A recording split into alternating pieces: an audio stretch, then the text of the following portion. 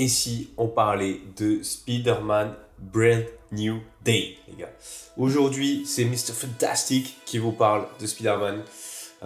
C'est voilà, mon héros préféré de tous les temps. Comme ça, je le dis. Et il faut dire que j'ai été extrêmement déçu des trois Spider-Man de Tom Holland. C'est pas du tout l'acteur qui me plaît pas. C'est les histoires et le scénario et le film en lui-même que j'ai pas aimé. Le premier encore à la limite ça va, mais les deux autres non. Les deux autres c'est non. Il y avait des bonnes idées, Mysterio, mais non, et il y avait aucun enjeu, aucun danger. Et le troisième, je l'ai détesté. Voilà. Moi, mes Spider-Man, c'est... Faut faire attention à Spider-Man, ok? Tu fais très attention. Et tu fais pas de la merde que t'as fait avec No Way Home. Ça, je te le dis. Enfin bref. Donc, Spider-Man Brand New Day, il sort l'année prochaine. Franchement, ça va méga vite. Hein. Ça va hyper vite, mais je suis trop content. Est-ce qu'on va enfin avoir un vrai Spider-Man avec Tom Holland? Moi, l'acteur, je l'aime bien, franchement. Je pense qu'il a vraiment la gueule pour être Spider-Man. J'aime bien comment il joue, etc. Mais il va falloir me sortir des vraies histoires cette fois.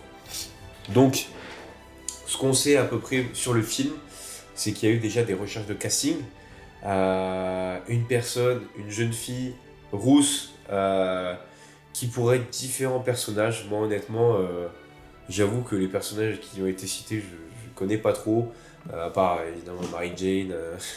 Mais je pense pas qu'ils mettront Mary Jane aussi rapidement, alors que Zendaya était censée être MJ.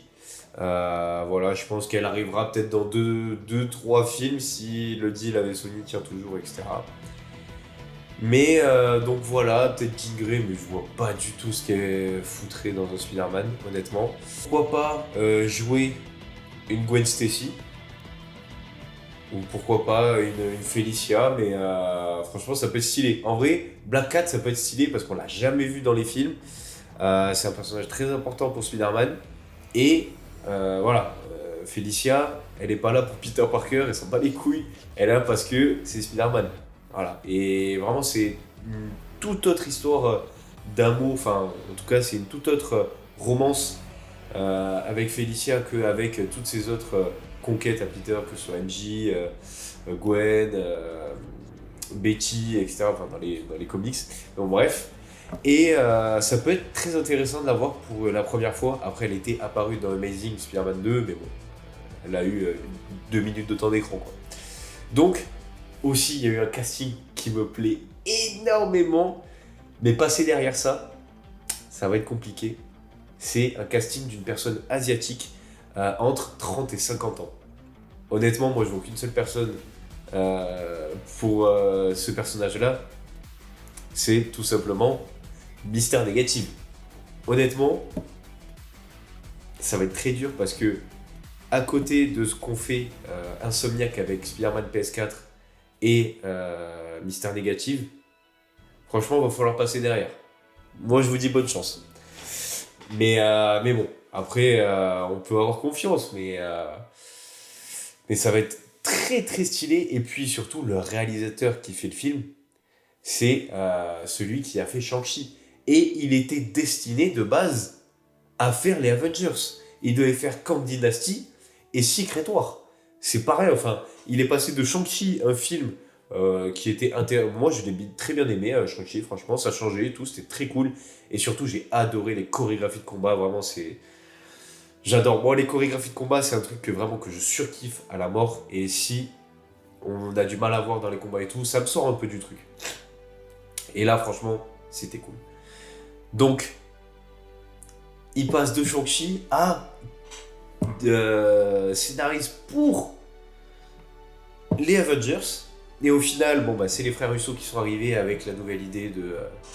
voilà, à cause du recast de Kang, etc. Enfin, la polémique avec Major et tout ça. Du coup, c'est lui qui réalise Spider-Man. Et franchement, ça annonce du bon. Honnêtement, ce qu'il a fait avec Shang-Chi, tu peux le faire en x3, x4 avec Spider-Man. Il est tellement agile, il sait se combattre, il est agile. Les scènes de balancement, moi j'en rêve de ça. sortez-moi des putains de scènes de balancement dans les Spider-Man. On n'en voit plus, ça fait 3 Spider-Man.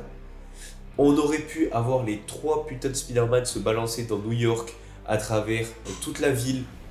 Non, ils nous les ont foutus au seul endroit où ils ne peuvent pas utiliser leur capacité de déplacement sur la statue de la liberté. J'allais dire la tour Eiffel. Pas du tout. Sur la statue de la liberté, donc sans déconner les gars. Oh. Oh. Mais putain, non, No Way Home, ça a été un cauchemar. Je l'attendais tellement ce film. Et quand je suis sorti du cinéma, j'étais vide. J'étais vide. Il n'y avait plus rien. Il n'y avait plus rien. En moi, il n'y avait plus rien. J'étais éteint. Mais après, j'espère que ça va pas être un film multiversel, même si apparemment ça serait, et c'est même pas apparemment, enfin c'est quasiment sûr, que ce serait en même temps que Avengers Doomsday. Donc, est-ce qu'on va voir Peter dans Avengers Doomsday? Ça, c'est une bonne question. Moi, honnêtement, il y a 2 scénarios. Un peu comme tout le monde a dit, c'est le voir en post-générique. Voilà. Et du coup, ça introduirait le film Spider-Man juste après Avengers Doomsday. Qui est, normalement, il y a Doomsday, Spider-Man, et après, je sais pas s'il y a un troisième film. Non, je crois qu'il y a que 2 films en 2026. Et la deuxième possibilité que moi, je pourrais voir, c'est le voir au début du film, et qu'à un moment, ils doivent partir pour sauver quelqu'un, ou pour faire quelque chose qu'il est obligé de faire en tant que Spider-Man, ou alors que, là on part un peu dans un truc multiversel, mais que par exemple, Tobey Maguire ou Andrew l'appellent pour une mission et qu'ils soient obligés de partir et d'abandonner les Avengers pour sauver un autre univers ou quoi que ce soit, parce que du coup il les connaît, ces Spider-Man. Je sais pas, honnêtement je sais pas. Donc voilà. Pour ce film de Spider-Man, moi j'ai des grosses attentes, honnêtement. C'est un renouveau pour Spider-Man. Il faut qu'il soit bien le film. Parce que franchement, s'il est au même niveau que les 3 autres, là franchement moi j'abandonne. Moi j'abandonnerai. J'aurais plus aucune attente dans ce film, en tout cas dans ces films Spider-Man, même si ça reste mon héros préféré de tous les temps. Mais ouais, ça, franchement ça me ferait très chier. J'en attends beaucoup. Et j'espère qu'ils vont pas nous sortir une daube avec un scénario minable. J'aimerais enfin qu'on nous sorte un Spider-Man sans multivers, sans héros à côté qui l'aide. Voilà, j'aimerais que ce soit un vrai film Spider-Man qui se remette en question tout seul. Voilà, s'il vous plaît. C'est pas compliqué, en vrai, il y a plein d'histoires Spider-Man trop bien. Donc voilà, pour mes petites attentes, les petites discussions sur Spider-Man. Dès qu'on aura du nouveau, en tout cas, vous êtes informés, vous serez informés sur cette chaîne, ça c'est une certitude.